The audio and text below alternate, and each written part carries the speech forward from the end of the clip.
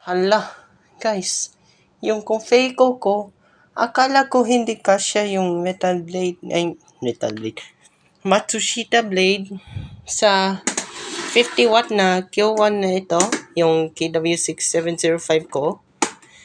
Tas, sinubukan ko,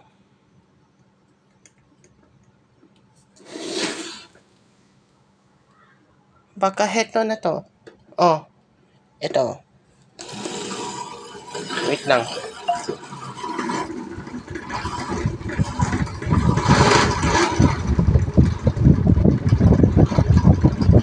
Hala!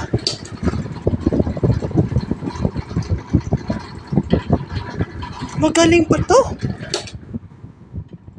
Tas yung shutdown. Teka.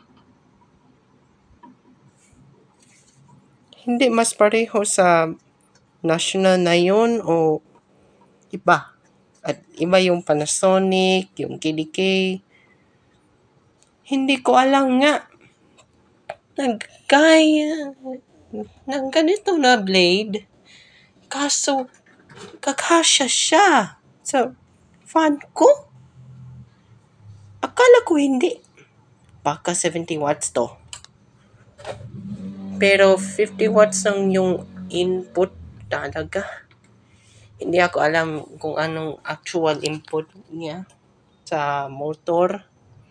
Pero alam ko na sa old Camel at old Panasonic noon, yung sa 2015 era, yung motor kasi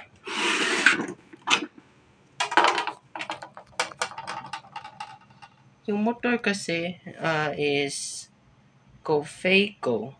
Yes, Confeco pala. Totoo na Confeco. Which is ganyan yung coils. Parang Nidec like. Yan parang Nidec Parang Nidec na coils.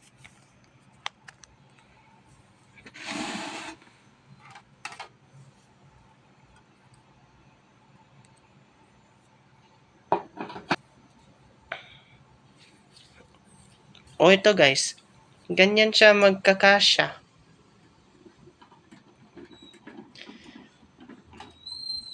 Asahi lang yung hindi Matsushita na hindi makakaya ng ganito na blade. Kasi yung blade na ito is for 70 to 90 watts lang. Kaso, may Nidec na KDK S405S Razer na pinipreserve niya. Kinakasya pa din. May post ko na may na-post na nabibili sa ganitong blade pero sinubukan sa F409 LDO, anong model na yan? Ma-stress yung motor na yan.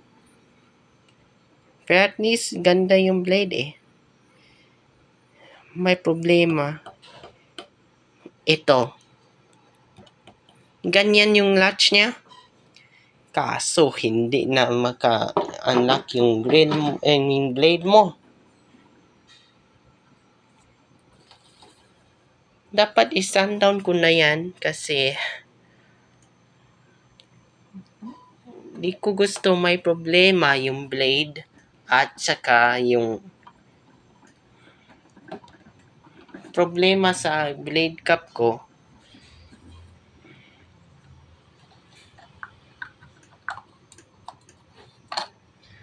Kasi hindi siya connected. Hindi siya connected sa Pero hindi pa kasya.